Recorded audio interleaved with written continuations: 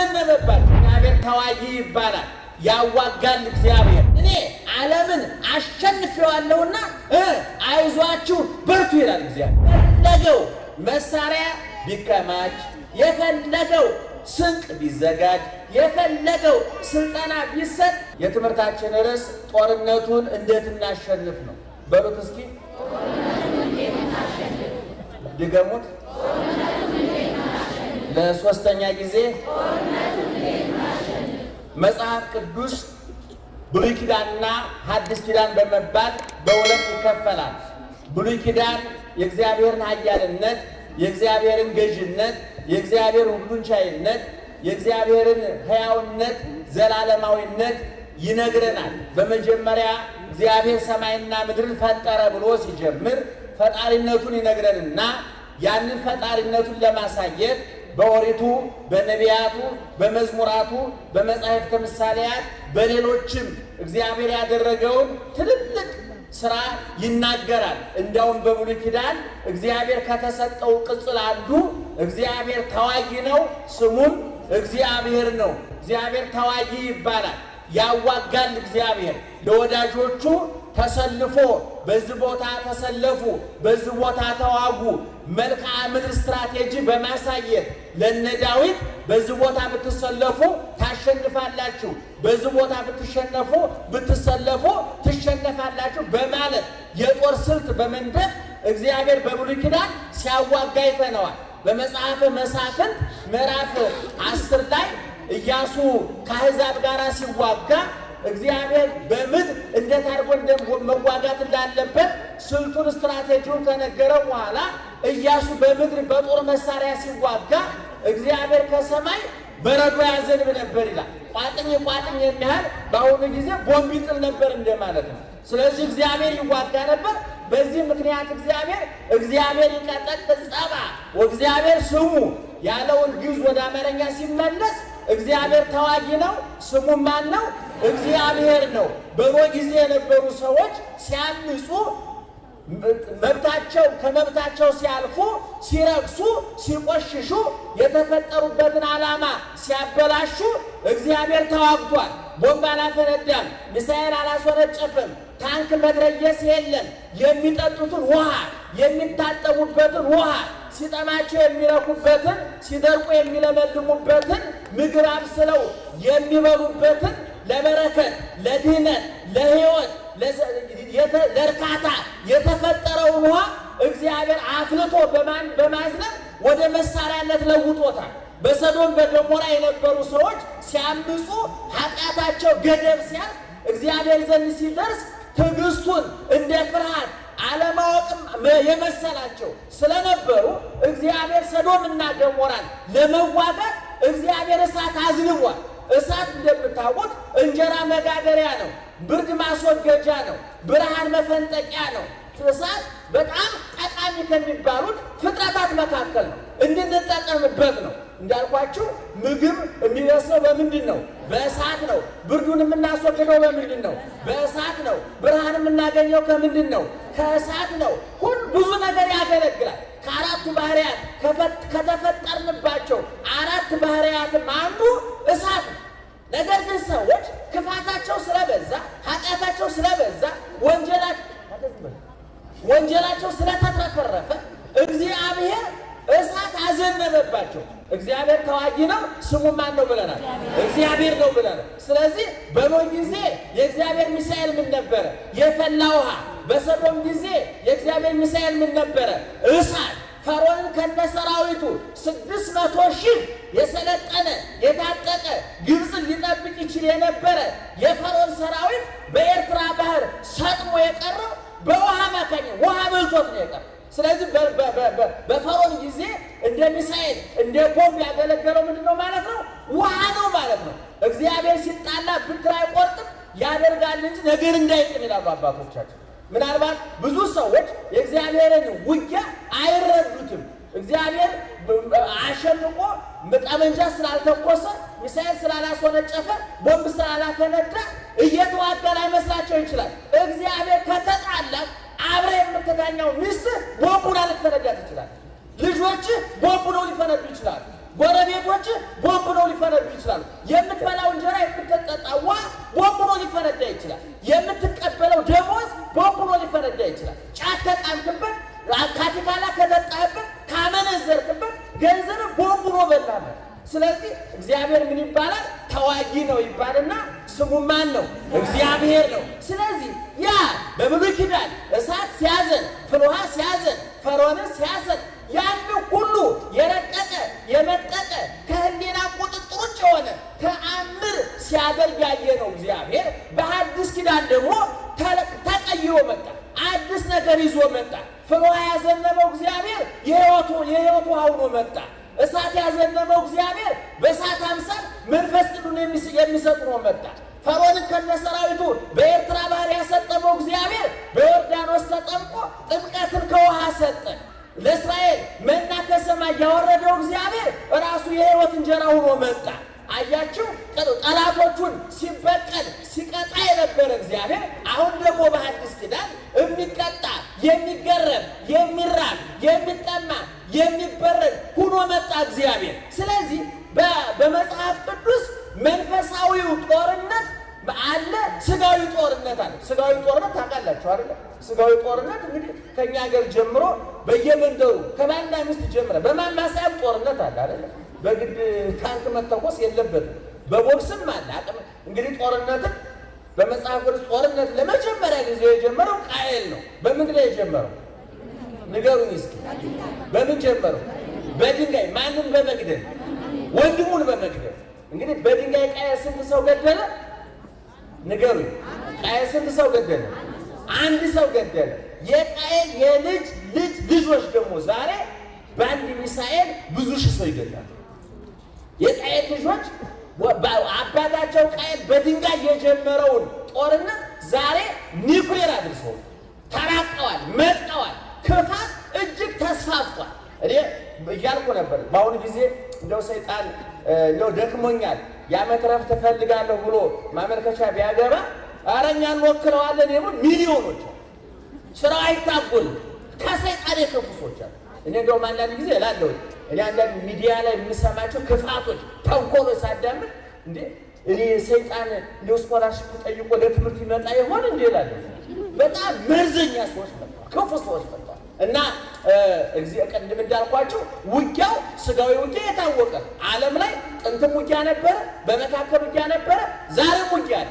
ክርስቶስ መጥቶ ወደ መንግስቱ እስከሚጠቀልለን ድረስ ይሄና እስር ቤት የሆነ ዓለም እስኪዘጋው ድረስ ጦርነቱ ይቀጥላል፣ ፍልሚያው ይቀጥላል። ቅርጹ ይቀያየራል፣ መጠኑ ይቀያየራል፣ ስፋቱ ይቀያየራል፣ የመሳሪያው አይነት ይቀያየራል፣ ተዋጊዎቹ ሊቀያየሩ ይችላሉ። ጦርነት ግን የዛሬ 4000 ዓመትም ነበረ፣ የዛሬ 1000 ዓመትም ነበረ፣ የዛሬ 30 ዓመትም ነበረ፣ የዛሬ 2 ዓመትም ነበረ። አሁንም ጦርነት አለ። ከኢትዮጵያ እስከ ሩሲያ ድረስ እስከ ዩክሬን ድረስ ሰለጠነ፣ ተለወጠ፣ በልጽጓል፣ ሰልጥኗል፣ አስተሳሰቡ አድጓል የተባለው ፈረንጅ ሳይቀር ዛሬ በመሳሪያ እየተጋደለ ነው። ዛሬ በዩክሬን ብትሄዱ ምድረ በዳ የሆነ ዘመናዊ የሰለጠነ ከተማ በምን በአፍሪካማ ተው። እንደውም እኔ ባለፈው እያልኩ ነው እንደው ቅኝ ግዛት መገዛት የነበረብን አሁን ነበር። ፈረንጆቹ እንደው ተዘናግተው ነው እንጂ በፊት የተበቀል አሁን ቢበቀል ይችሉ ነበር። እውነቱን ለመናገር ዛሬ ያበሻን ወጣት ቅኝ ግዛት ለመግዛት አይፎን እና ሳምሰንግ ጭኖ ቢመጣ ፈረንጅ በቃው አይደል እንዴ? አይፎን ቢያድለው ያንን ሲጎረጉር በቃ እና ሚኒሊክ ያሸነፉት ከዚህ ነፃ ወጥተው ነው አይደል? እኔ በጣም ነው የሚገርመኝ ዛሬ በሸገር ሬዲዮ እሸት ያሰፋን ታውቁታላችሁ። በጣም ትምህርት ስለሆነ ነው የምነግራችሁ። ጋዜጠኛ ጠቅሼ አላውቅም። እኔ በጣም ጎበዝ ሰው ነው እና ሲተርክ ደውዬ እግዚአብሔር ይስጥልኝ ብየዋለሁ።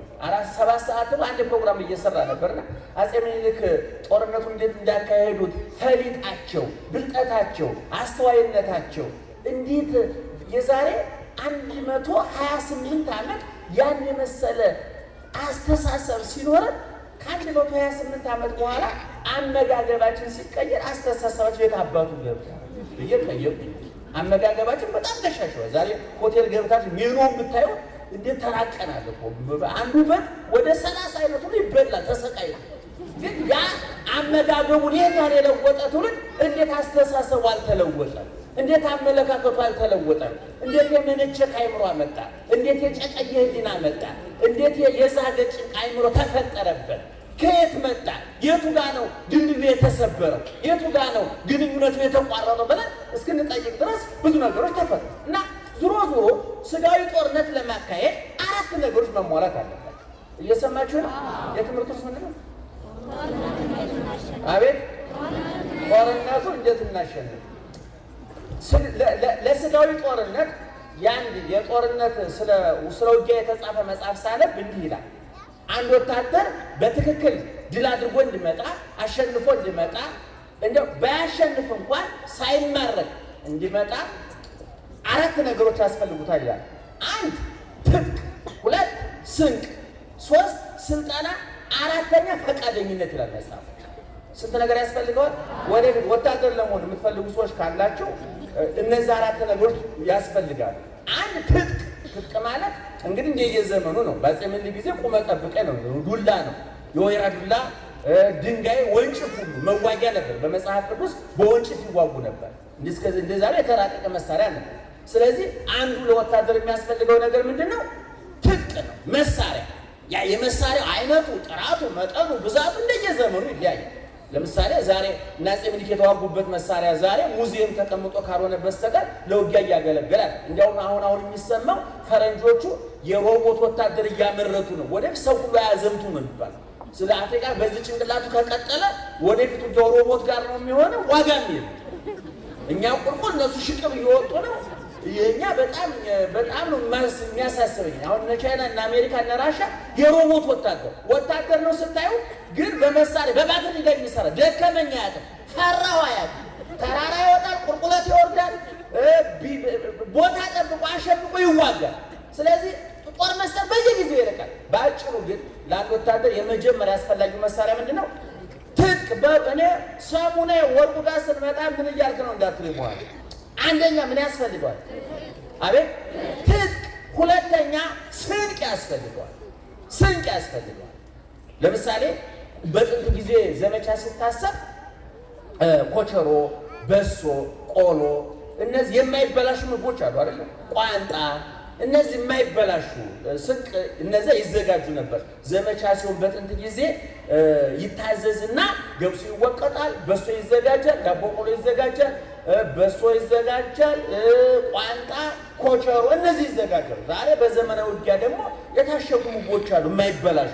አሁን ደግሞ የሰማሁት መረጃ አንድ መጽሐፍ ሳነብ መዳፍ የምታክል ሳይንቲስቶች ያመረቷት መዳፍ የምታክልናት እሷን በልቶ እስከ 8 ቀን አይረበውም። የሰውዬ ግን ሰው ጨረሰ ማለት ነው። 8 ቀን ካራባ አለቀለት ማለት ነው። ዙሮ ሁለተኛ ምን ያስፈልገዋል? ኧረ ምን ያስፈልገዋል? ስንቅ ያስፈልገዋል። ሶስተኛ ስልጠና ያስፈልገዋል። ስልጠና ያስፈልገዋል በመሳሪያው ለመጠቀም። ለምሳሌ ዛሬ የተራቀቁ ዘመናዊያን መሳሪያዎች መጥተዋል። በእነዛ ለመዋጋት ወኔ ብቻ በቂ አይደለም። ዘራፍ ማለት ብቻ በቂ አይደለም። ኧረ ገዳይ ማለት ብቻ በቂ አይደለም። እውቀት ያስፈልጋል። ጦርነቱ ከጀግነት ወደ ጭንቅላት ተዘዋውሯል ማለት ነው። ወደ እውቀት ተዘዋውሯል። ኑሯችንም እንደዛ እኮ ነው አይደል? እኛ መቼም እግዚአብሔር ሳያድለን ቀርቶ በጉልበት እየኖርን ነው እንጂ ይህ ክፍለ ዘመን የጭንቅላት እንጂ የጉልበት ዘመን አለ። ለምሳሌ አንድ አውቶቡስ ለመንዳት ስንት ሹፌር ያስፈልጋል? እሺ አንድ የቆመ አውቶቡስ ለመድፋትስ እናንተ ቢገቡ ስንት ሰው ያስፈልጋል? 62 ሰው አሳፍሮ ለቆመ አውቶቡስ ግፉልኝ ቢላችሁ ሾፌር ስንት ሰው ያስፈልጋል? አቤት 62 ሰው ያስፈልጋል። የተሳፋሪውን ለዛው ግን ምን አይነት ሰው የሚለውም ይወስነዋል። የኔ ቢጤ ደቃቃ ከሆነ 100 ላይ በቃ ይችላል። ስለዚህ አንድን አውቶቡስ ለመንዳት ስንት ሰው ያስፈልጋል? ለመሾፈር ስንት ሰው ያስፈልጋል? ለመግፋትስ? የሚነዳው በጉልበት በጭንቅላት የሚገፋውስ? እኛ እየበርን ያለ ነው በጭንቅላት በጉልበት በጉልበት። በአንደኛው መቶ ክፍለ ዘመን እኮ በሬ እያመሰገን ያለ ሰዎች እኮ ኧረ በሬ በርታ ጠንክራ ይዞ ገበሬ ገና ሞፈር ቀንበር ይዞ ሊበላ የሚገባው በሬ ተሰቃይቶ ነው የሚበላው። ታውቃለህ። እኔ ደግሞ አበሾቹ በተለይ ከዚህ ከውጭ ሀገር የሚመጡ ዲያስፖራን የሚሉ ሰዎች ደግሞ ገበሬው አጠገብ ቆመው እርሻ እያረሰ ከበሬው አጠገቡ ፎቶ ተነስቶ ይለጥፋል። ያሰድሙን ለፈረስ ድንቁርናችን ለማጋለጥ ይመስለኛል። እንደገና እንስራ በውሃ ተሸክማ ስትሄድ ፎቶ ይለጥፋል። እናት ውሃ ስትቀዳ ይሄ ውርደቱ ሰው እንዴት ይለጥፋል? ይሄ በጭንቅላት የሚኖርበት ዘመን እንጂ የጉልበት ዘመን አለ። እየሰማችሁ ነው? የጉልበት ወጣቶች በጉልበት ለመኖር አታስቡ። ዛሬ የጭንቅላት ዘመን፣ የአስተሳሰብ ዘመን። ንግዱ ጭንቅላቱ ነው፣ ፖለቲካው ጭንቅላቱ ነው፣ ኢኮኖሚው ጭንቅላቱ፣ ጦርነቱ ሳይቀር ተራቆ መጥቆ አረ ዘራፍ አረ ገዳይ የአባቴ ወኔ የሚል ውሃ በልቶ ነው። ዛሬ ጭንቅላት ነው የሚዋጋው። እየሰማችሁ ነው? ጭንቅላት ነው የሚዋጋው፣ አይምሮ ነው የሚዋጋው፣ አስተሳሰብ ነው የሚዋጋው። ዛሬ ጦርነቱ ወደ ጠፈር ወጥቷል። በጣም ይገርማቸዋል። የመሳሪያዎቹን አይነት ሲተርኳቸው ባለሙያዎቹ ሲሰሙ እንዴት ተራቀቀ የሰው ልጅ ቃየል በድንጋይ ጀምሮት እንዴት እዛ ደረሱት እስከምትሉ ድረስ ተራቋል መሳሪያ። ያንን መሳሪያ ለመጠቀም ሶስተኛ ምን ያስፈልጋል ብያለሁ? ትምህርት ያስፈልጋል፣ እውቀት ያስፈልጋል፣ እውቀት ያስፈልጋል። አዋቂ የሚባለው እኮ የእውቀት ያለው ማለት ነው አይደል? በመሳሪያው የሚጠቀም ማለት ነው። እንግዲህ ወደ ዝርዝር ጉዳይ ገብቼ ውትድርና ጉዳይ ሙያችን አለ። እኛ ለትምህርት እንዲመችን ቀንጭበን ያመጣል። ስለዚህ ስንተኛ ላይ ነኝ? አንደኛ ኧረ አንደኛ፣ ሁለተኛ፣ ሶስተኛ፣ አራተኛ የፈለገው መሳሪያ ቢከማች፣ የፈለገው ስንቅ ቢዘጋጅ፣ የፈለገው ስልጠና ቢሰጥ ፈቃደኝነት ከሌለ ጦርነት ማለት ያምንበት ይገባል። ያሰው አባቶቻችን ከዚህ አድዋ ድረስ ከሐረር ከወለጋ ከየቦታው አድዋ የዘመቱት በፈረስና በበቅሎ ነው። ድካሙ ያልተሰማቸው ለምን ስለሆኑ ነው? አቤት ፈቃደኝነት፣ ፍቅር ስላለ። የምን ፍቅር? የሀገር ፍቅር። ወጣቶች ስታፈቅሩ በረጅም መንገድ በእግር እንሂድ ብትል እምቢ ትላለህ። አሁን ከዚህ ደብረ ዘይት መሄድ እፈልጋለሁ ብትል ያፈቀርካት ሴትዮ እየተንገታገት ትቀጥላለህ። ጭንቅላት ውስጥ ምንድን ነው ያለው? ፍቅር አለ። ፍቅር ድካምን ያስረሳል። የሴቱ የምናምኑ ፍቅር ነው የምላቸው። የሀገር ፍቅር ስላላቸው አባቶቻችን፣ ፈቃደኝነቱ ስላላቸው አባቶቻችን ከሸዋ ተነስተው በወሎ አልፈው ጎርበጣጣውን የሰሜን መንገድ አልፈው በበቅሎ በአህያ በፈረስ አድዋ ደርሰው ከአውሮፓ ድረስ ፈረንጆቹ በአውሮፕላን በመርከብ በተራቀቀ የጦር መሳሪያ የመጡባቸውን ያሸነፏቸው ጥሩ ትጥቅ ስላላቸው አለ፣ ስንቅ ስለነበራቸው አለ። ስልጠናውም የተራቀቀ ስለሆነ አይደለም። አራተኛውና መቋጫው ምንድን ነው? አቤት ፈቃደኝ ወይም በጦርነቱ ምን ማለት ነው? ማመን ማለት ማመን፣ አምኜበታለሁ ብሎ ያ ሰውዬ ያሸንፋል። ስለዚህ አንድ ወታደር ስንት ነገር ያስፈልገዋል? አንደኛ፣ ሁለተኛ፣ ሶስተኛ፣ አራተኛ ፈቃደኝነት። ይሄን ወደ ክርስትና ገልብጡ። ላስተምር የፈለኩት ይሄን የዓለሙ ጦርነት እንደው መጓጓዣ እንደሆነ እንጂ የዓለሙ ጦርነት ያገባንም ሲመጣ ከመጣ ገፍቶ ያው መሞት ነው እንጂ መብታችን። ከዛ ውጭ ዝርዝር ጉዳይ እኛ ያገባል፣ ግን እግዚአብሔር ያርቅልን። በዚህ በመጽሐፍ ቅዱስ አለ መምህር ቀለም ወጣ መጽሐፍ ቅዱስ ያነቡልኛል፣ እሳቸው ያነቡላቸዋል በጥሩ አንደበት። መምህር ቀለም ወጥ መጋቢ አዲስ ይባላሉ። እሱን ያነቡ ታውቋቸዋላችሁ? መምህራችን ናቸው። መምህር ቀለም ወጥ ይባላሉ። ጠባይ ከእውቀት የተሰጣቸው ወንድማችን ናቸው። እስከሚያነቡ ላነባቸው ብዬ ነው። ኤፌሶን 6:10 የሚያነቡላችሁ አሁን በደንብ ማስታወሻ ያዙና ቤታቸው አንቡ። እንደው ዝም ብላችሁ አትተኙ ማታ ነው። ወይም ደግሞ ስለ ጤፍ ስንት ገባ እያላችሁ ተኝታችሁ ስትቃዡ አትገቡ። በእንዲህ አይነት ጥቅስ አንቡና እግዚአብሔር ያውቃል ብላችሁ ተኙ። እናንተ ተጨነቃችሁ አልተጨነቃችሁ ኑሮ እንደሚሰል እየተወነጨፈ ነው። ደግሞ የሚያኖረው ማን ነው? ደስ ብሎ መተኛት ነው። ኤፌሶን 6:10 እስከ 18 ነው የሚያነቡላችሁ።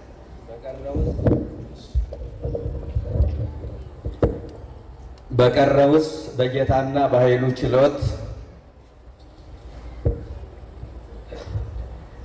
የበረታችሁ ሁኑ፣ የዲያብሎስን ሽንገላ ትቃወሙ ዘንድ እንዲቻላችሁ የእግዚአብሔርን ዕቃ ጦር ሁሉ ልበሱ። መጋደላችን ከሥጋና ከደም ጋር አይደለምና ከአለቆችና ከሥልጣናት ጋር ከዚህም ከጨለማ ዓለም ገዢዎች ጋር በሰማያዊ ስፍራ ካለ ከክፋት መንፈሳውያን ሰራዊት ጋር ነው እንጂ። ስለዚህ በክፉ ቀን ለመቃወም ሁሉንም ፈጽማችሁ ለመቆም እንድትችሉ የእግዚአብሔርን ዕቃ ጦር ሁሉ አንሱ። እንግዲህ ወገባችሁን በእውነት ታጥቃችሁ የጽድቅንም ጥሩር ለብሳችሁ በሰላም ወንጌልም በመዘጋጀት እግሮቻችሁ ተጫምተው ቁሙ። በሁሉም ላይ ጨምራችሁ የሚንበለበሉትን የክፉን ፍላጻዎች ሁሉ ልታጠፉ የምትችሉበትን የእምነትን ጋሻ አንሱ። የመዳንንም ራስ ቁር የመንፈስንም ሰይፍ ያዙ፣ እርሱም የእግዚአብሔር ቃል ነውና። በጸሎትና በልመና ሁሉ ዘወትር በመንፈስ ጸልዩ። በዚህ ሐሳብ ስለ ቅዱሳን ሁሉ እየለመናችሁ በመጽናት ሁሉ ትጉ።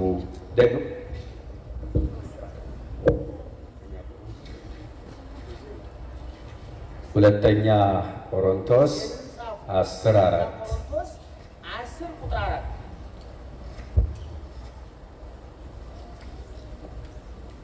ሁለተኛ ቆሮንቶስ 10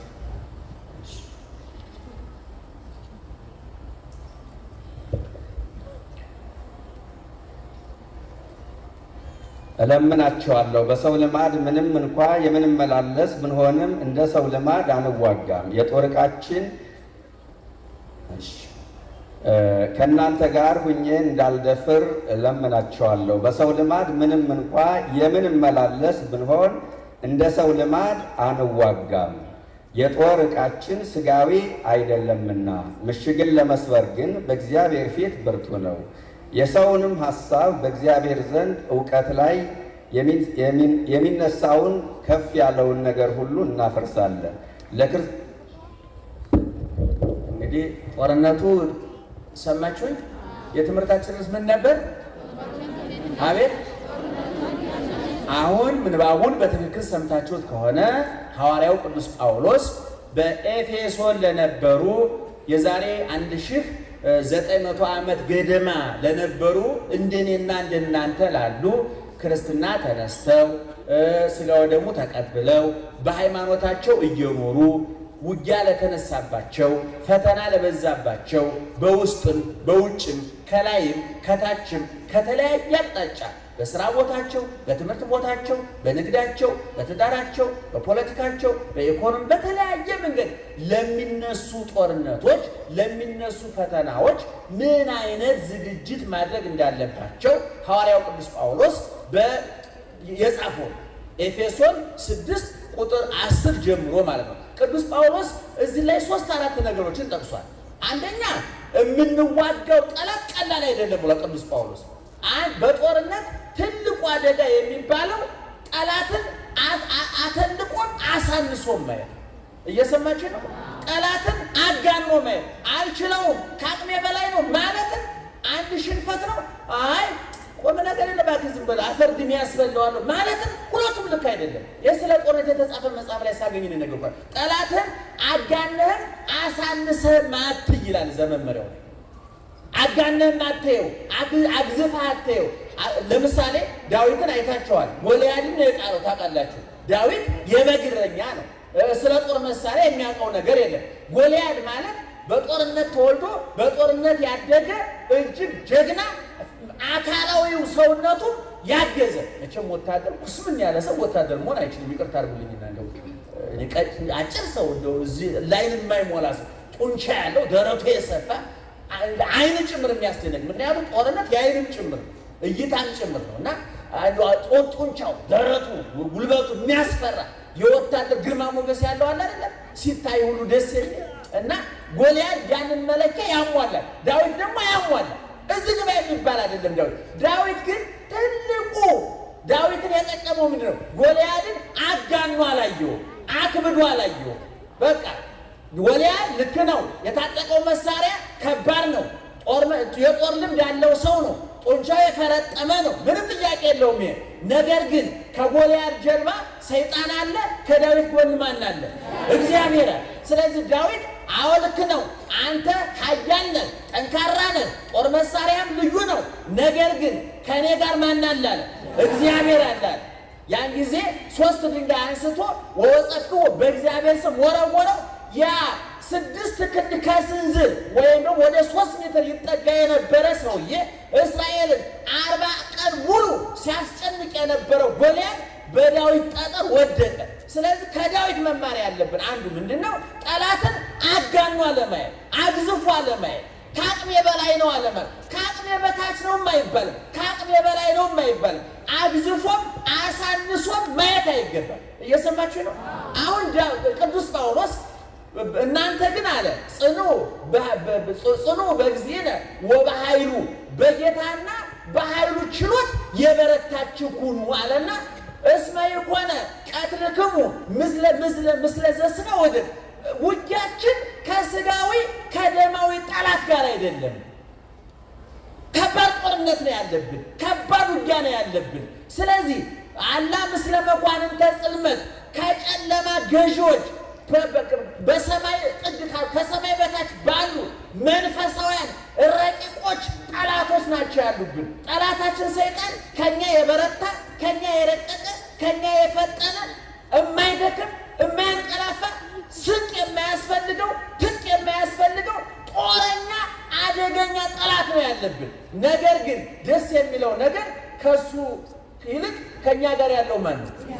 እግዚአብሔር። ቅዱስ ጳውሎስ ግን ሲጽፍላቸው አይ ሰይጣን ቁም ነገር የልባክስ ብለው አሁን አንዳንድ ጊዜ አንዳንድ ሰባኪዎች ሌላ ቦታ ያሉ እንትን ሰይጣንን እንደ ተራ ነገር የሚያንቋሽሹ ምን አባቱ ያመጣል ቆሻሻ እሱ እኮ ስራውን እየሰራው እኮ ነው። አንዳንዱ ደግሞ እንደው ጠቅላላ እንደው ሲያስነጥሰው ሁሉ መንፈሱን የሚያስነጥስ የግል ደግሞ ይችላል እንደው ሲያስነጥሰው እኮ ነው። ጉንፋንም ሲይዘው አንተ እኮ መንፈሱ ነው ጉንፋን ምን እንደው ጉንፋን መንፈስ የሚሆነው እንደው ሁሉ ለሰይጣን የሚያስረክቡ በቃ እንደ አንድ ምንድነው አንድ ሰው ሲያጠንቁ አሉኝ አንድ ጊዜ አሁን በህይወት ይሉ ይመስላል ከራስ ፀጉር እስከ እግር ጥፍር ሰይጣን ሰፍሮብሻል አሉኝ አለች። እንደው ሰይጣን የሚሰፍርባል እንደዚህ እንደው ጨርሶኛ አረመኔ ነው እንደኛው እውነቱን ለመናገር እኛ እኮ የክርስቶስ ልጆች ነን። እኛ እኮ በ40 ቀን ተጠምቀናል፣ በ80 ቀን ተጠምቀናል፣ ማተሙን አስረናል፣ ስጋው ደግሞ ተቀብለናል። የቅዱሳን ምልጃ ይጠብቀናል፣ የእመቤታችን ምልጃ ይጠብቀናል። የመድኃኔዓለም ጥበቃ ከኛ ጋር ነው። እንደው ጨርሶ ሰይጣን ከመሰራው ተፈቶ በእኛ ላይ ሰልጥኖብናል እንዴ? ሁሉን ነገር መንፈሱ ነው። ምንም ይሁን መንፈሱ ነው። ድንገት በዝናብ ከመጣ መንፈሱ ነው ያመጣው። እንደሆነ ነገር እኮ መንፈስ በጣም እኔ ወረቱ እናንተ እንደታዘባችሁት አላውቅም። ይሄን ተጠንቀቁ ምእመናን። እንደው ሁሉ ነገር ለመንፈሱ ማስረከብ ጅልነት ነው፣ አጋኖ ማየት። በሌላ በኩል ደግሞ መዘናጋትም ሌላ ጅልነት። ሰይጣን የለም ብሎ ማመንም አንድ ጅልነት ነው። ከአቅሜ በላይ ነው ብሎ ማመንም ሌላ ጅልነት ነው። ቅዱሳን ሰይጣንን አይንቁትም፣ ግን ይዋጉታል፣ ይፋለሙታል። ቅድም እንዳልኳቸው ዳዊት ጎልያድን ኃያልነቱን ክዷል እንዴ? ኃያልነቱን ክዷል? አልካድም። አንተ እንደ ውሻ ዱላ ይዘህ ትመጣለህ። እንደ ጎልያድ በምንም አልጠረጠረም። ዳዊት በቃ ይምጣና እንደዚህ ወፍ እንደዚህ ለማድረግ ነው የፈለገው። ከዳዊት ጀርባ ማን እንዳለ አላወቀም ጎልያድ። እና አንተ ውሻ ነኝ እንደ ብትር ይዘህ የምትመጣው አንተ ከውሻ ተከፋለህ። ውሻ እኮ ጌታውን ያውቃል ብሎ ያልጠበቀውን ስድብ ሰደበው። ይገርማቸዋል። ከዛ ጎልያድ ተሸነፈ።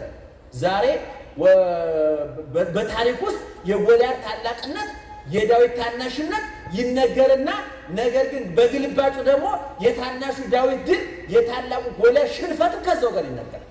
ይሄ ጎልያድን ያንበረከከው ዳዊት፣ ጎልያድን ያሸነፈው ዳዊት 3 ክንድ ከስንዝር የሆነውን የጦር ልምድ ያለውን ጦር መሳሪያው የተለየ የሆነውን እጅግ የታወቀውን ጀግና ያንበረከከው ዳዊት ሌላ ጊዜ ለማን ተንበረከከ? ለገዛ ልጁ ተንበረከከ። የገዛ ልጅ ከቤተ መንግስት አባረረ። ዳዊት ራሱን በገዛ ጊዜ ጎልያድን አንበረከከ። ራሱን መግዛት ሲያቅተው የገዛ ልጁ አንበረከከው። ይገርማቸው። ከቤተ መንግስት ወጥቶ ሄደው አቤሴሎም ነው ያስወጣው። እንደ ተራ ነገር ንቆት፣ ትኩረት አልሰጠውም። ዳዊት ንቆታል። አቤሴሎም ግን ስራ እየሰራ ነበር። ይገርማቸዋል። እንዲያውም ባለፈው ሚዲያ ላይ ተናገር የምርጫ ቅስቀሳ ላይ አቤሴሎም የጀመረው ነው የሚመስል። አቤሴሎም የዳዊት ልጅ ነው እና በዳዊት ላይ መፈንቅለ መንግስት አስቧል። እና ምን ያደርግላቸዋል? ከከተማው መግቢያ ላይ ይቀመጥና ወደ ቤተ መንግስት ለጉዳይ ጊዜ የሚመጡ ባለ ጉዳዮቹን ከተማው በር ላይ ይጠብቃቸዋል። ድንጋይ ላይ ቁጭ ብሎ። ልብ አድርጉ፣ አቤሴሎም የማን ልጅ ነው? የንጉሱ ልጅ ነው። የንጉስ ልጅ እንዲህ ሜዳ ላይ ተቀምጦ ማግኘት በራሱ አንድ እንትን ነው። ከዛ ሲመጡ ብድግ ይልላቸዋል። የገጠሪዎቹ ነዋሪዎቹ ይደነግጣሉ። እንዴት የንጉስ ልጅ ይነሳልኛል? እንዴት አድርጎ ነው? ከዛ መነሳት ብቻ አይደለም እቅፍ አድርጎ ይስመዋል። ከዛ ቀጥሎ ምን ይላል? ወዴት እየሄድክ ነው?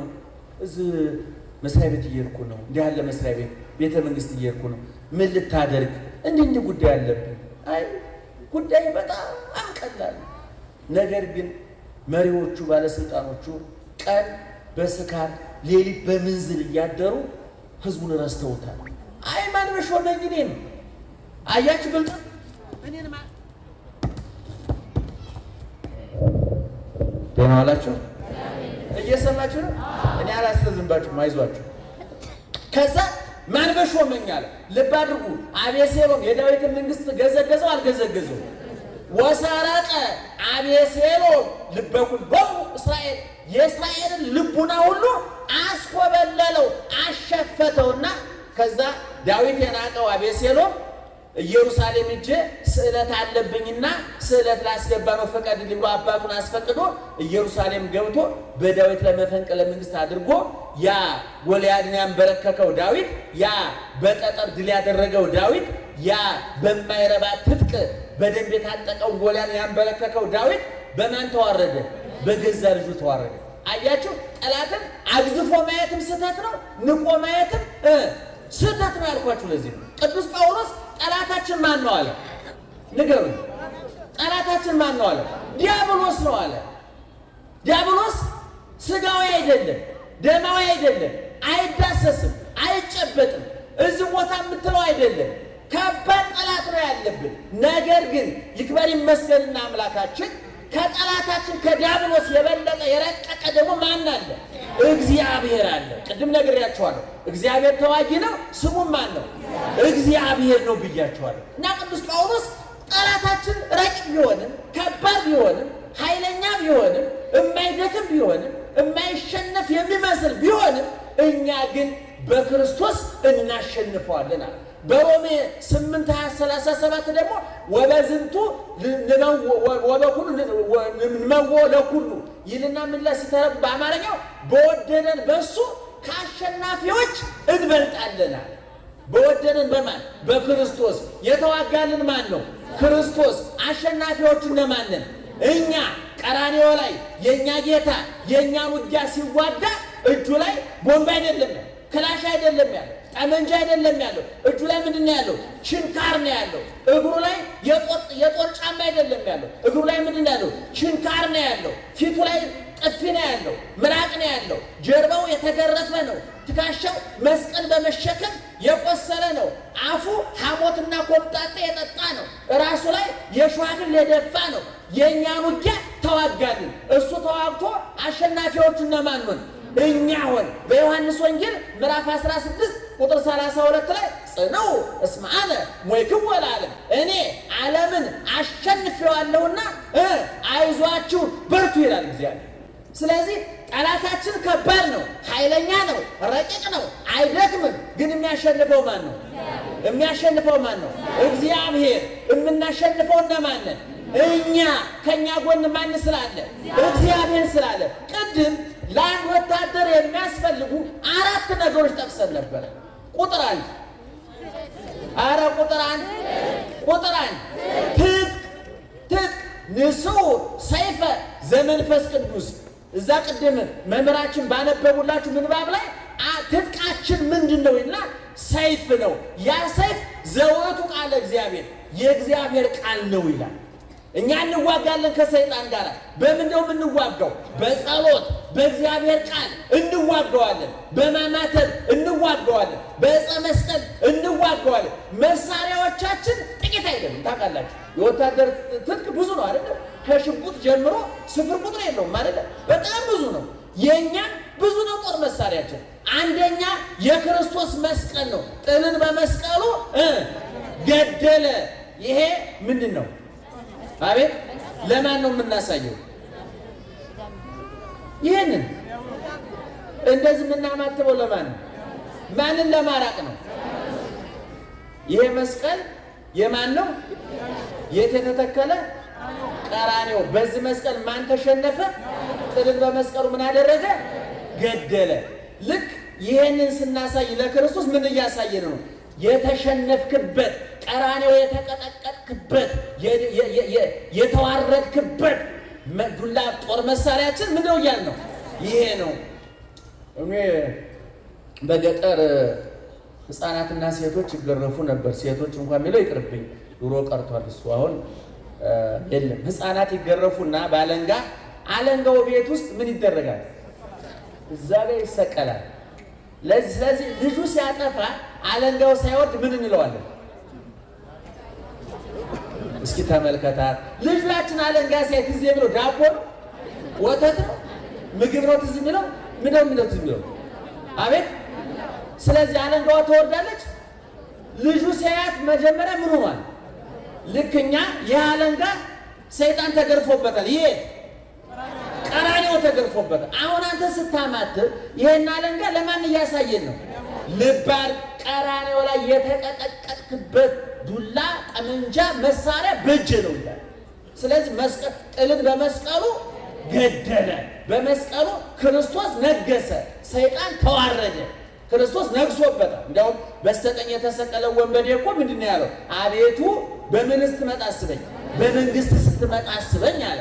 ስለዚህ ክርስቶስ በመስቀል ላይ ነገሰ ነገሰ፣ በፍቅር ነገሰ፣ በፍቅር ተሞሸረ፣ በችንካር ተሞሸረ፣ በጅራፍ ተሞሸረ፣ በሐሞት በኮምጣጤ ተሞሸረ፣ በጥፊ በምራቅ ተሞሸረ፣ በሸዋግ ተሞሸረ፣ ነገሰ። ይሄ አይኑ የበራለት ሽፍታ ምንድን ነው ያለው? አቤቱ በመንግስት ስትመጣ። መንግስት ካለው ምንድነው እሱ ማለት ነው? ንጉሥ ነው ማለት ነው አይደል? ክርስቶስ በመስቀል ላይ ነገሰበት። ሰይጣን ደግሞ ምን ሆነበት? ተዋረደበት። ስለዚህ ብዙ ጦር መሳሪያ አለን። አንዱ ጦር መሳሪያችን የእግዚአብሔር ቃል ነው። ንጹሕ ሰይፈ ዘመንፈስ ቅዱስ። ሁለተኛው ጦር መሳሪያችን ትዕግስት ነው። ትዕግስት በትዳራችን ውስጥ በንግዳችን ውስጥ ለምሳሌ ንግዳችን ቢሞቅ ቢቀዘቅዝ ቢጨምር ቢቀንስ ቢያተርፍ ቢከስር የምንዋጋበት መሳሪያ ትዕግስት ነው፣ ምስጋና ነው። እኛ ትዕግስት የለንም። እሱ ከፍተን በአንድ ጊዜ ትርፋማ መሆን እንፈልጋለን። ትዳራችን ውስጥ አንድ ኮሽታ ሲፈጠር እንበረግግና እግዚአብሔር ተጣልቶኝ እመቤት የተለይታኝ ሰይጣን ነግሶብኝ ዝም ያልገባ ሰይጣን እኔ ሰይጣን ዝም ብሎ ዘሎ አይገባም። ምእመና ይህን ማመን አለባቸው። ኤፌሶን 4 ከቁጥር 32 አንድ ጀምሮ አንሙት እስኪ። ለመረከበ ንስቲተ ውባ ትንሽ መግቢያ ቀዳዳ ሲያገኝ ምን ያደርገዋል? ውእቱን ያርህቦ ያሰፋዋል አለ። ሰይጣን ድንኳን ሰባሪ አይደለም፣ ሰብሮ አይገባም። እየሰማችሁ ነው? እሺ ዮሐንስ ራዕይ ምዕራፍ 3 ቁጥር 20 ላይ እኮ ከበር ቁሜ እሺ ቀጥሎስ ሰምቶ የሚከፍትልኝ ቢኖር አለ ምን አደርጋለሁ? እገባለሁ። ገብቼ አብሬ ምን አደርጋለሁ? እራት እበላለሁ። ነገር ግን ከበር ቆሞ የሚያንኳኳው ማን ነው? እግዚአብሔር ነው። ይገባል አይገባም? ምን ከሆነ ከተከፈተለት ነው። በር ሰብሮ አይገባም እግዚአብሔር። ምእመና ይህ ማወቅ አለባችሁ። እንዲያውም አንድ ገጣሚ ልጅ አንድ ጊዜ አስታውሳለሁ። አንድ ስነ ጽሑፍ ምሽት ላይ ብሔራዊ ቲያትር ይህን በር አንኳኩቶ ቁሜ አንኳኳለሁ የሚለውን ሲተረጉም ምን አለው? ጌታ ሆይ ከበር ቁሜ እያንኳኳው ነው ብለህናል። አሁን ባለ ሁኔታ ስለማንከፍትልህ ሰብረህ ግባና ድነን ብሎ ተቀኘ። ልጁ በጣም ጎበዝ፣ በጊዜው እንዴት ደስ ነን ነግራችሁ አልችልም። ጸሎት አይደለ? በአሁን ባለ ሁኔታ ምን ከፍት አይነት አይደለንም። ስለዚህ ምን አድርግ? ሰብረህ ገብተህ አድነን፣ ጣስና ግባ። እኛ ብናንቀላፋ አትርሳን እኮ ነው አይደል? እኛ ብንረሳ አትርሳን፣ አዘንገ ፍጥረቶችን ሙተህልናል፣ ተሰቅለህልናል። ያን ሁሉ ዋጋ የከፈልክበት ሰውነት ሲባክን ሲጠፋ ዝም አትበል ነው ገጣሚ ሊሌፈ እና ዙሮ ቅዱስ ጳውሎስ አንዱ ትጥቃችን የእግዚአብሔር ቃል ነው፣ ትዕግስት ነው። እንደውም እኔ ይህን ትጥቅ የሚለውን ለመረዳት እኔ በገላትያ 5 ቁጥር 22 ያለውን ብታነቡት በጣም ደስ ይለኛል። የመንፈሳዊ ሰው ምልክቶች ወፍሬ ውስጥ ለመንፈስ የመንፈሳዊ ሰው ምልክቶች 9 ናቸው ብሏል ቅዱስ ጳውሎስ። እነዛ የጦር መሳሪያዎቻችን ናቸው፣ መዋጊያዎቻችን ናቸው። አንደኛ ጦር መሳሪያችን ክላሻችን አንዱ ፍቅር፣ ሁለተኛው ደስታ በእግዚአብሔር መደሰት ማለት ነው። ሁለተኛው መሳሪያችን ሰላማዊ መሆን ሰላም። አራተኛው ጦር መሳሪያችን ትዕግስት። አምስተኛው ጦር መሳሪያችን ቸርነት። ስድስተኛው ጦር መሳሪያችን በጎነት። ሰባተኛው ጦር መሳሪያችን የዋህነት። ስምንተኛው ጦር መሳሪያችን ማመን እምነት። ዘጠነኛው ጦር መሳሪያችን ራስን መግዛት። እነዚህ አንድ ክርስቲያን ከሰይጣን ጋር ሲዋጋ የሚፋለምባቸው ምንድን ናቸው ብያለሁ? ትጥቆቹ ናቸው። ለአንድ ወታደር መጀመሪያ ምን ያስፈልጋል ብያለሁ? ትጥቅ ያስፈልጋል ብያለሁ። ስለዚህ የእኛ ክርስቲያኖች ነን። የማን ወታደሮች ነን? የማን ወታደሮች ነን? ትጥቅ ያስፈልገናል አያስፈልገናል? ትጥቆቻችን ምንድን ናቸው ብያለሁ? አቤት አቤት። እግዚአብሔር ይስጥልኝ እናታችን፣ አመሰግናለሁ። ቃለ ሕይወት ያሰማል። ተነቃቁ፣ በትኩረት ተከታተሉ። አሁን አብዛኛው ኦፍ ይሆናል፣ እንደው ኔትወርክ የተቋረጠ ጥሪ አይቀበል የሚዞሩ ሞልቷል እዚህ ውስጥ። እባካችሁ ጥሪ ይቀበል። እንደው መቼም ቴሌ መሄድ አይጠብቅም የእናንተ ኔትወርክ ለማስለቀቅ አይደለም። ለቤታችሁ አትሂዱ። አንዳንድ ቁጭ ብሎ እኮ ቤት የሚጠርጋል፣ ሱቅ የሚገባል፣ ቢሮ የሚገባል። እኔ ነግሬያቸዋለሁ። ባለ ሱቆችን ከሱቅ ስትወጡ እንኳን እግዚአብሔር ቤት ስትመጡ ቤታችሁ ስትገቡ ሱቃችሁን ዘግታችሁ ነው። አንዳንዱ ሱቁን ይዞ ቤት ገብቶ ሚስቱን ረስቶ ትዳሩ ተበላሸበታል። ሱቁን ስትዘጉ ዘግታችሁ፣ ቢሮም ዘግታችሁ። እኔ አንዳንድ ስራ እየያዛችሁ ቤት የምትመጡ የቢሮ ሰራተኞች ሚስታችሁ ልታሰናብቱ ጫፍ ላይ ናቸው፣ ያስታውቃል። ጓዝ ይዛችሁ ቤት ስትመጡ ባል ናቸው፣ ሰራተኛ አይደላችሁ። ሚኒስትሩን፣ ጠቅላይ ሚኒስትር፣ ፕሮፌሰሩን፣ መጋቢ ሐዲስ ቤት ስትገባ ባል ነህ እንጂ ጠቅላይ ሚኒስትርን ባለስልጣን ማለት ባል ነህ፣ አቶ ባል ነህ። ስለዚህ ጉዳይ ጓዝ ይዞ ቤቱ ገብቶ ሚስቱን ረስቶ ኢንተርኔት ጋር የሚጃጃል ብዙ ሰው አለ። እንደው በራስህ በኢንተርኔት የበጠበጠውን ትተህ በሰይጣን እያመካኘ ጸበል አትንከራተት። አንተው ጋር ነው ሰይጣን ነው ያለው፣ የሚወጣው አንተው ጋር። እየሰማኝ ነው? እንትና አዳምጠኝ በደምብ ታውቀዋለህ። ደህና ዋላችሁ፣ ደህና መሻችሁ። ስለዚህ የጦር ትጥቅ ያስፈልገናል አያስፈልገንም? የማን ወታደሮች ነን? የእግዚአብሔር ወታደሮች ነን። ክርስቲያን ወታደር ነው። ክርስቲያን ተዋጊ ነው። እግዚአብሔር ተዋጊ ነው፣ ስሙም እግዚአብሔር። አምላካችን 33 ዓመት ከ3 ወር በውጊያ ነው የኖረው፣ እየተዋጋ ነው የኖረው። በእውነቱ ጠላቶቹ ብዙዎች ናቸው። እሱ አልተኮሰም እንጂ ተተኩሶበታል። የእኛ ጌታ ደግሞ ሞቶ የሚያሸንፍ ወድቆ የሚጥል አጥግቦ የሚያሸንፍ ተራቆ የሚያለብስ የተለየ ድል ነው ያደረገው። ይገርማቸዋል። በኋላ ከሙታንም ሲነሳ እኮ ጠላቶቼ ደስ አይበላችሁ ተነስቻለሁ አይደለም ያለው። ከእሱ ጋር ወደፊት የሚዋጉትን ወታደሮች ሐዋርያትን እንዲህ ነው ተዋግቶ ማሸነፍ ይቻላል፣ ሙቶ መነሳት ይቻላል፣ አይዟችሁ እኔም ተነስቻለሁ ተዋጉ በርቱን ያለው ክርስቶስ እንጂ እኛ ብንሆን አሁን ከሞት ብንነሳ ድል ቢገጥመን እንደው ወደ ሐዋርያት ከመሄድ ወደ ሰቀሉ ነበር። ምን ደስ አይበለሰይ ተነስቻለሁ ምን አባት አመጣለሁ ነበር። ምን አላደረገው ብኛል። ጠላቶቹን ለማምሸቅ አላደረገው እና ትጥቆች። ሁለተኛ ስንቅ አይደለም የሚያስፈልገው። ስጋዬን የበላ ደሜን የጠጣ ጮክ በሉ፣ እኔ የምለውን በሉ። ስጋዬን የበላ ደሜን የጠጣ የዘላለም ሕይወት አለው። ስለዚህ የክርስቲያኖች ስንቃቸው፣ ኮቸሯቸው፣ በሷቸው፣ ቆሏቸው ስንቃቸው ምንድን ነው? ጮክ ብላችሁ ንገሩኝ። አቤት! ስጋው ደሙ፣ ስጋውን መብላት ደሙን መጠጣት የነፍስን ውሃ ጥም የሚቆጥላት ውስኪ አይደለም፣ ድራፍት አይደለም፣ ሻምፓኝ አይደለም፣ አረቂ፣ ጠላ፣ ጠጅ አይደለም። የነፍስን ውሃ ጥም የሚቆጥላት ቀራንዮ ላይ የፈሰሰው የክርስቶስ ደም ነው። ይሄ ነው የውሃ ጥሟን የሚቆርጥላት። ለዚህ ነው እንኳን በአዲስ ኪዳን በብሉይ ኪዳን እንኳን በመዝሙር 142 ቁጥር 6 ላይ ነቢየ እግዚአብሔር ዳዊት እንዳለ ነፍሴ እኔ ከመምድረ በዱ ጸማተከ፣ ነፍሴ እንደ ምድረ በዳ ማንን ተጠማች? አንተን ተጠማች። ማን የተጠማችው? እግዚአብሔርን። ነፍስ ሲጠማት በምን ይታወቃል? አንድ ሰው ውሃ እንደጠማው፣ አንድ ሰው እንደራበው በምን ይታወቃል? የምግብ እጥረት እንዳለበት በምን ይታወቃል? ፊቱ ያስታውቃል። ከንፈሩ ይደርቃል፣ መልኩ ይጠቁራል፣ ጠቁር ከሆነ ይነቃል። እንደው ጥቁርም የሆነ በግድ መጥቆር አይጠበቅበትም። ቀይ ከሆነ ይጠቁራል፣ ጥቁር ከሆነ ይጠቁራል፣ ይነቃል። ትህትናው ይበዛል። የባረቀ ትህትና መደበኛ ነው። ደህና ዋላችሁ። መንፈሳዊ ተዝወደ አቅም አንሶት ነው። ፊቱ ይጠወልጋል። ከዚህ በፊት ተናግሬያለሁ፣ ሰምታችሁ ሊሆን ይችላል። ሰውን መልክ የሚሰጠው ምግብ ነው አይደለ? ሰው መልኩ የበላው ምን ላይ ይታያል? ፊቱ ላይ ይታያል አይደለ? ይሄ የሰሜን ሸዋ ሽማግሌዎች በጣም አዋቂዎች ናቸው፣ ስነ ቃል አዋቂዎች ናቸውና ቆንጆ ሴት ሲያዩ ይባላል ይቺ ሴት ስታምር አይሉም አሉ። አያችሁት ይሄ እህል ሲያምር ይላሉ ይባላል። እንዴት ደስ የሚል ቋንቋ ነው። ምክንያት ያችሁ ወይዘሪት በቁንጅና አንደኛ ያወጣችሁ ሴትዮ ምሳና እራት ከልከላችሁ በማግስቱ ብታዩት እንኳን ሌላው ቤተሰብ ይረሳታል። ምክንያቱም ውበቷ ምንድን ነው ማለት ነው? አቤት ምግብ ነው። ስለዚህ ነፍሴ ነፍስ እሺ ስጋ ሲራብ ይታወቃል። ነፍስ ስትራብስ ነፍስ በነፍስ የተራበስ በምን ይታወቃል? እስኪ አንተ ነገር ያቅበዘብዘዋል። እግዚአብሔር ይስጥልኝ። ያቅበዘብዘዋል። ቤት እየነዳ ባጃጅ መንዳት ያህል ይመስለዋል። በቤተሰብ መካከል ተቀምጦ ብቸኝነት ያሰቃየዋል። ሱቁ እያተረፈ ነፍሱ ከስራበታለች። ውድ መኪና እየነዳ የረሳ መኪና እንደሚነዳ ቆዝሞ ይሄዳል። በቃ ምን ምልክቱ ብዙ እኮ ነው እንዴ! በረንዳ ዳር ሁለት አይነት ነው ምዕመናን። አሁን እነዚህ በስትወጡ የምታዩዋቸው በረንዳ ዳር የስጋ ናቸው። እነዚህ ይገርማቸዋል።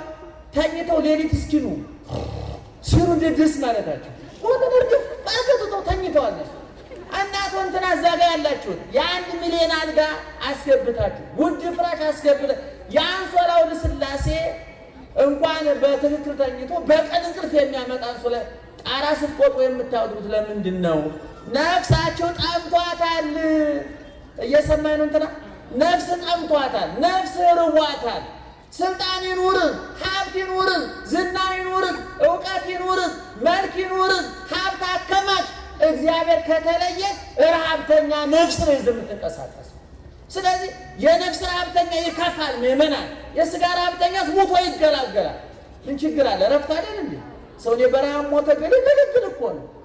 የነፍስ ረሃብተኛ ግን እያማረ ነው የሚሞተው። ሱፍ ለብሶ ነው ቡትቶ ለብሶ አይደለም፣ ሱፍ ለብሶ ይሞታል አልኳችሁ። ስለዚህ ሁለተኛ ምን ያስፈልገናል? ስንቅ። ስንቃችን ምንድነው? ስጋ ወደሙ። ስጋዬን የበላ ደሜን የጠጣ። ሌላው ስንቃችን ንስሐ፣ ይቅርታ፣ ይቅር መባባል። አሁን እዚህ ውስጥ እንደው እውነቱን ለመናገር ተቆራርፎ የመጣ ሰው የለም አላችሁ። አንዳንድ እናቶች እኮ ህማማት ሲገባ ታስታውሳላችሁ? ከሰራተኞቻችሁ ጋር አንቺ ይህን 5 ቀን እንዳታስለፈልፊ ህማማቱ ይውጣና ይለይልናል። እንዴት አይነት ብልጠት ነው! እግዚአብሔር ከህማማት በኋላ እግዚአብሔር ጡረታ ይወጣል እንዴ? እግዚአብሔር ስራ ያቆማል እንዴ? ወጣቶች በነሐሴ በፍልሰታ ሱባኤ የምትገቡ ከፍቅረኛችሁ ጋር ሐምሌ 30 ተገናኝታችሁ በቃ አሁን ሱባኤ ልገባ ነው፣ ለማንኛውም በ16 እንገናኝ። ኃጢአታቸውን አቁመው ሰም ፖዝ አድርገው ሱባኤ የሚገቡ ጅላጅሎች አሉ። ፖዝ ማድረግ ታውቃላችሁ? መዝጋትና ፖዝ ማድረግ ይለያያል አይደል? አሁን መዝሙሩን ብንዘጋውና ፖዝ ብናደርገው አንድ አይነት ነው። አንዳንዱ ፖዝ አድርጎ ሱባኤ የሚገባል። ከ16 በኋላ ሲመጣ ካለበት ለመቀጠል 15 ቀን አልጠጣም። ይገርማል። በቃ ጫት ሁሉ እንዳታመጡ። ከ15 ቀን በኋላ ግን እዛው መንግስት ይጠመዳል። ዳይነቱ እንግዲህ ጦር ስንቅ ያነሰው ወታደር፣ የጠወለገ ወታደር፣ ተሸንፎ የሚመጣ ወታደር፣ እጅ ሰጥቶ የሚመጣ ወታደር ማለት። ስለዚህ ሁለተኛ ምን ያስፈልጋል? ስንቅ። ስንቃችን ንስሐ ነው፣ ስጋ ወደሙ ነው። ቅድም ያልናቸው ብዙ ነገሮች። ሶስተኛ ስልጠና። ምዕመናን ወንጌል ተማሩ፣ ቤተ ክርስቲያን ስለ ሃይማኖቶች ጠይቁ፣ ስለ ድንግል ማርያም ተማሩ፣ ስለ ክርስቶስ ተማሩ፣ ስለ ኦርቶዶክሳዊ ተዋሕዶ ቤተክርስቲያናችሁ ተማሩ። ኦርቶዶክሳዊ ተዋሕዶ ቤተክርስቲያን ስንዱ ቤተክርስቲያን፣ የእውቀት ቤተክርስቲያን፣ የጥበብ ቤተክርስቲያን፣ የስነ ጥበብ ቤተክርስቲያን፣ የፍልስፍና የሁሉም ነገር ይሄ አቴን ሞልቼ ነው የምናገረው ምዕመናን። ይሄ ጉራ አይደለም፣ ይሄ ትምክህት አይደለም፣ የጽድቅን ቅድስናን እያወራኋቸው አይደለም፣ እውቀታችንን እያወራናችሁ ነው ምዕመናን። እኛ የምናውቀውን እውቀት ብናስተምራችሁ እጅግ ነው የምትደነቁት። እኛ ቅድስና ስላነሰን እውቀታችንን ወጥቶ መታየት ያልቻለው እንጂ ትልቅ እውቀት አለ በቤተ ክርስቲያን። ስለዚህ ኑና ተማሩ። የእግዚአብሔር ቃል ነፍስን ያረጋጋል፣ አይምሮን ያረጋጋል፣ እፎይታ ይሰጣል፣ እረፍት ይሰጣል። ስለዚህ ወንጌል ወደፊት ነው። እሑድ ጉባኤዎች እየተጠናከሩ ማለት ጧጧ ጥሩ ጉባኤዎች አሉ። አስቀድሱ። ጧቱና ቀደም ብላችሁ መጣችሁ አስቀድሱ። እንደነ መምህር ቀለመወርቅ አይነት ወንድሞቻችን ይፈተፍቱላቸዋል፣ ያበሏቸዋል፣ ያጠጧቸዋል ነፍሳቸው እስኪያገሳት ድረስ። ሰምታችሁ ነው። አሁን ጥሩ ምግብ ስንበላ በትክክል ምግቡ እንደደረሰ የሚደውለው ምን ሲሆን ሲያገሳ ደርሻለሁ በሰላም ማለት እኮ ማለት ነው። አምባዋ የምንጠጣው ለምንድን ነው? የተጣጡ ምግቦችን ሰላም አስከባሪ ጦር አለ የምናሰማራው። ምግቦች ውስጥ ጠብ ሊፈጥሩ ይችላሉ አይደል? አምባዋ ሲጠጣ ተረጋግተው ያገሳሉ፣ የጋራ መግለጫ ያወጣሉ። ኧረ ተስማምተናል ማለታቸው እኮ ነው። ይገርማል። ያው ሲገባ ቁጭ ብዬ ሳስበው።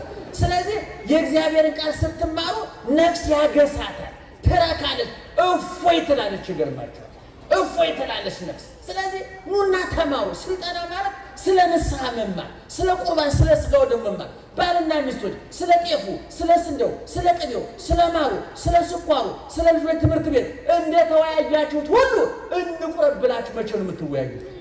አይረዘም ይበቃኛል።